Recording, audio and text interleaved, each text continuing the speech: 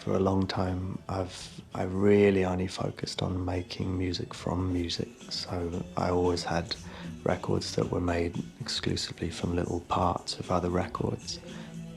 I wanted to try and see what would happen if you could make tracks entirely out of other tracks and that they could still be something completely new. It's why all my albums are called like Permutation and Bricolage and Super Modified. It's because they're all, you know, they're all about changing sound as opposed to creating sounds.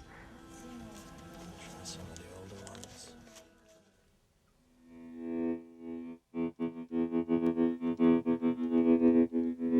Yeah. When I'm on the plugin. So I wanted to look a bit more into recordings and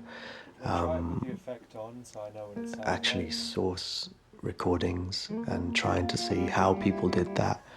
Try to learn more about what I do, because if what I do is sampling, then I think it's good to know a bit more than just one area. This whole album let me explore a lot more that I never knew about. I'd never touched a mic in 10 years of making music with samples. So it seemed like a really fresh thing to me, even though it's what people have been doing for decades. Noisy fucking, because of the amps, you know. And the thing about these mics is that they're very transparent. They don't color the sound at all. And that's why we recorded a lot in a Foley Room as well. It's kind of like an airtight little room with no character at all. It's completely dead. That left me the space to colour the sound however I wanted afterwards.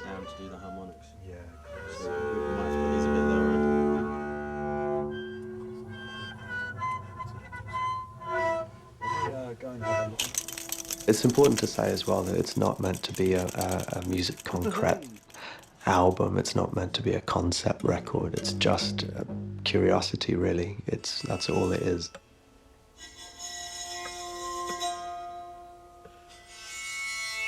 I'm not only using, for instance, field recordings, and I'm not only using sounds from records. I'm trying to take all the different elements of recorded sound and see what happens when you put them together.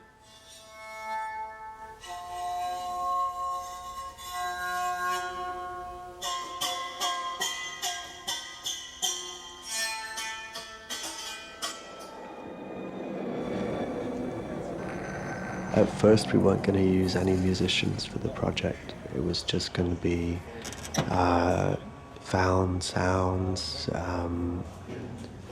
machines, animals, nature. But the idea in the end was to use all of these things together and treat them in the same way.